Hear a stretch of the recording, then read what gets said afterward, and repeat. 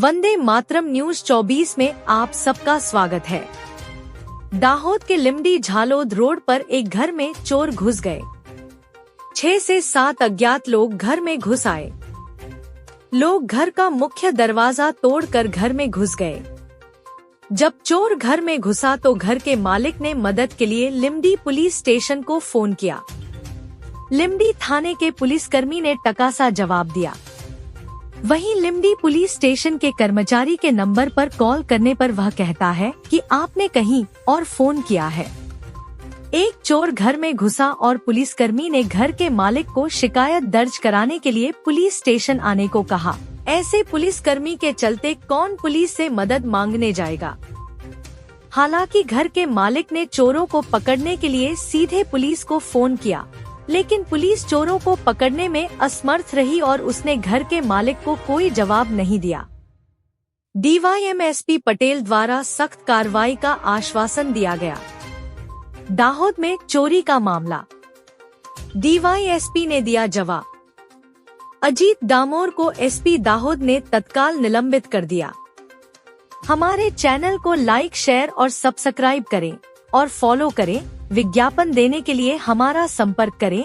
आसपास किसी भी घटना की खबर न्यूज में देने के लिए हमारा संपर्क करें। दाहोद से कुलदीप उपाध्याय की रिपोर्ट।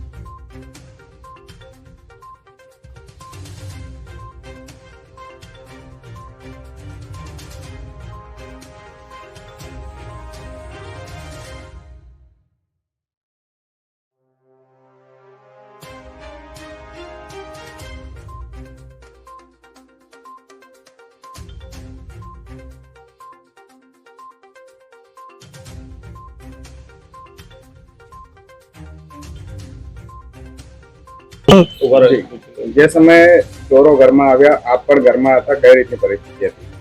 તે દરમિયાન હું ઘરમાં જતો તે મારી તબિયત સારી ન હોવાથી મેં મોબાઈલ ચલાવતો હતો, પણ રાતે પછી બહાર કૂતરાઓ બધા ભોંકવા માંડ્યા તો મેં બહાર જોયું પણ કંઈ જોવા ના મળ્યું। પછી મેં કેમેરા ચેક કર્યા તો એક ઈસમ ઘરમાં ફરતો જોવા મળ્યો। તો પછી મેં મારા ભાઈના જોડે ફોન કર્યો ને, કારણ કે બહારથી મારા દરવાજે બંધ કરેલા હતા એટલે મેં જોરથી બોલાવ્યો ને ધીરે ધીરે પછી મારા ભાઈને મેં જાણ કરી કે ભાઈ પોલીસ સ્ટેશનમાં જાણ કર અને અહીં ચોર ઘૂસી ગયા છે એમ। અને લગભગ આશરે 6 થી 7 જણ હતા અને મારા પરિવાર સાથે હું હતો। તો મેં તૈયારીમાં ફોન કર્યો, ભાઈએ ફોન કર્યો પોલીસ સ્ટેશનમાં 236 125 પર। તો અજીતભાઈ કરીને જમાદાર હતા ત્યાં, તો તેમને 5 મિનિટ ખાલી કોણ બોલો છો, ક્યાંથી બોલો છો અને આમ તેમ કરીને ખાલી ટાઈમ પાસ જ કર્યો ને કોઈ બરાબર જવાબ ના આપ્યો। અગર તે દરમિયાન તૈયારીમાં અગર મોબાઈલને જાણ કરી હોત, પેટ્રોલિંગ વાળી મોબાઈલને, તો હું બી હિંમત ધરાવીને કંઈક બી કરીને ચોરો પકડી શકતો હતો। અગર પોલીસની ગાડી બહાર આવીને ઊભી થઈ ગઈ હોત તો એક મોટું તક પોલીસ ખાતાએ ગુમાવ્યું છે।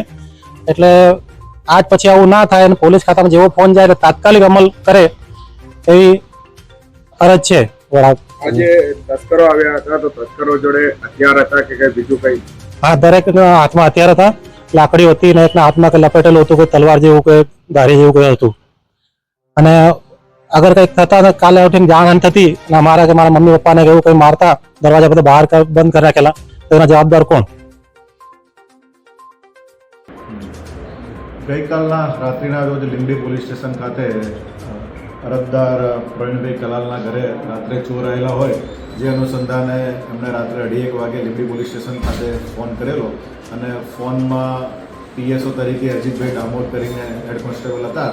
એમને ફોન પર જે અરજદારને છે રિસ્પોન્સ બરાબર રીતે આપેલો નહીં અને એમની સાથે મિસબિહેવ કરેલું અને એમના ઘરે ચોર આવેલા છતાં તેમણે પણ કોઈપણ જાતની કોઈ કાર્યવાહી કરેલ નહીં।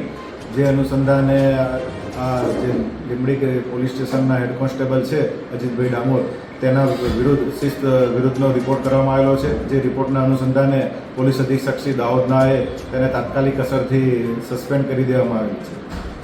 સર, ચોરીમાં કેટલો મુદ્દામાલ ગયો હોય? ચોરીની ફરિયાદ હાલ દાખલ થઈને પ્રવીણભાઈ કલાલની ફરિયાદના આધારે આશરે લગભગ 25,000 જેટલાનો મુદ્દામાલની ચોરી થયેલી છે। જે અનુસંધાને લીમડી પોલીસ સ્ટેશન ખાતે ગરફોડ ચોરીનો ગુનો દાખલ કરવાની તજવીજ હાલમાં ચાલુ